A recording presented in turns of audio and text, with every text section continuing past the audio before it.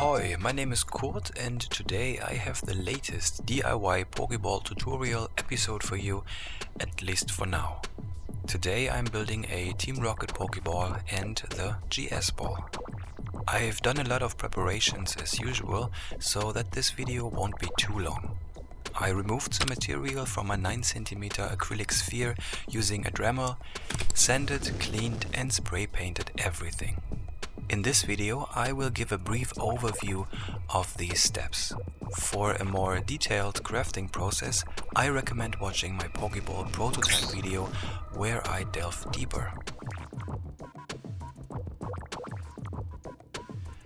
I lined the insides of the halves with 2 mm thick foam. For the Pokeball's interior, or core, I used an 8 cm Christmas ornament. I removed the screw cap, smoothed the surface and attached 2 mm foam to it. If you want to support my work, I'd really appreciate a thumbs up and a subscription, and I've also activated the super thanks function so you can support me financially. Thank you so much for your support and let's continue with the video. The Pokeball button is again made of a magnet, a rubber ring and a furniture glider. After assembling them, I painted the surface with silver paint and let it dry. I placed the button in the middle of the Pokeball and began aligning the halves around the core. Using my plastic arrow as a spacer, I fixed the halves to the foam with super glue.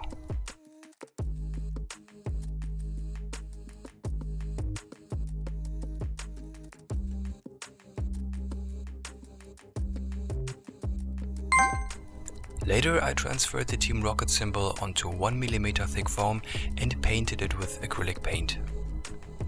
After carefully cutting it out, I sealed the surface with acrylic varnish.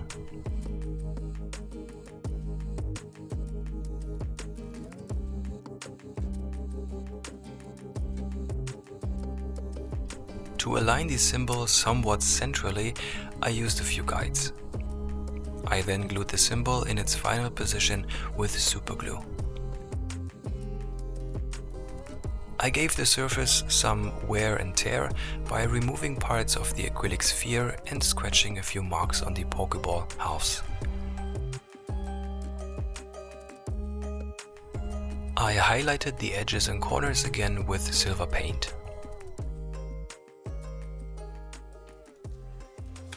All foam surfaces received a generous coat of acrylic varnish to seal the surface, and the Team Rocket ball was finished. Moving on to the GS ball. I used very coarse sandpaper to create a heavily textured surface. After that I spray painted one half with golden spray paint.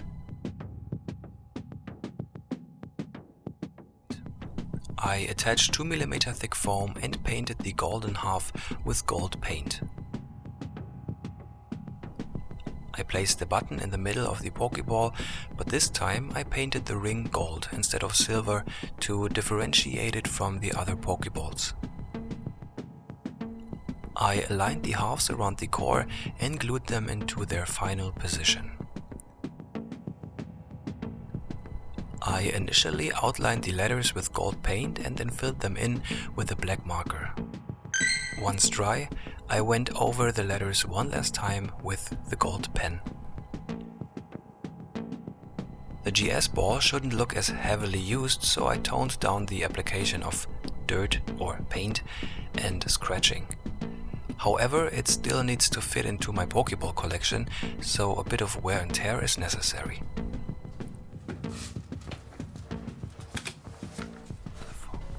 I sealed the foam with acrylic varnish again.